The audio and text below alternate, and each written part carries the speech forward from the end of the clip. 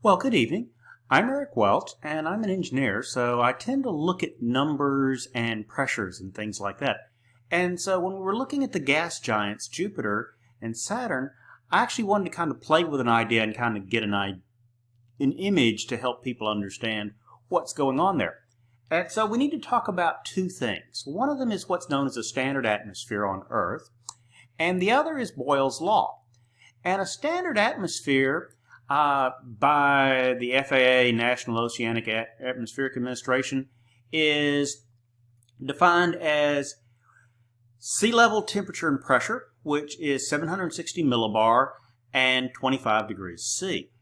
Now, for astronomy terms, one of the things that I noticed that was kind of interesting is that they basically just kind of rounded things off and said that the surface level is just 1 bar. So that's another way of looking at it. It kind of takes a little bit of that out of there.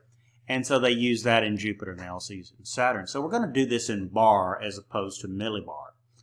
The other thing is Boyle's law. And what Boyle's law does is give you an understanding of the relationship with temperature and pressure and how they relate to each other. And in its simplest form, Boyle's law is in an isothermal mode, which means the temperature stays the same. So if I have a volume of gas, an ideal gas, and I double the pressure on it, if I give it time to cool off so it stays at the original temperature that it was, the volume's cut in half. Now, if I just squeeze it, the temperature is going to go up. But what I decided to do as just a little exercise for this class was to take a beach ball. And so I have this idea of a beach ball, and it's 1 meter in diameter, so it's a good sized ball, and looked at the volume of that, and it's basically 1 cubic meter. It's just a little bit over 1 cubic meter. And then I decided I would start to squeeze it. And so, if you will, imagine that this ball of gas, and we'll say it's an ideal gas, is at the 1 bar level on Jupiter.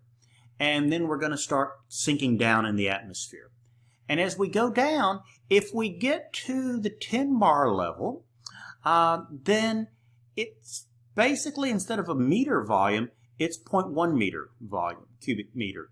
So slightly larger than a basketball. The diameter is, about like this, okay? If I go up to 100 meters, or 100 bar, then it shrinks on down, and now it's a shot put, okay?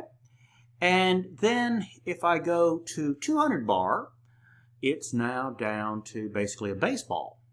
And if I keep shrinking on down, if I get to 400 bar, so we're well on down there, then it's down to the size of a racquetball.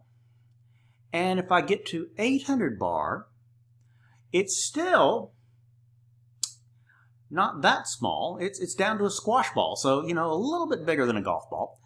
But the idea here is that we start off with this larger volume, a meter, and then we start squeezing it down. And we keep squeezing, and we keep squeezing, and we keep squeezing. Now, the interesting thing about this to me is, in the course, Dr. Timms talked about getting to the point that you had liquid hydrogen and other gases in liquefied form, and then all the way down to the metallic form, which implies really, really high pressures. And I just kind of wanted to get an idea of how far down you had to go before things started really getting interesting. And the thing that impressed me most about this is at 10 bar, not really much. It's just kind of squeezing a ball down a little bit. At 400 bar, now we're down to the size of a racquetball, so we've taken this big chunk of space, we've pulled it down. And then if we go all the way up to 800 bar, now we're down to a squash ball. But notice we're nowhere near the idea of liquid hydrogen.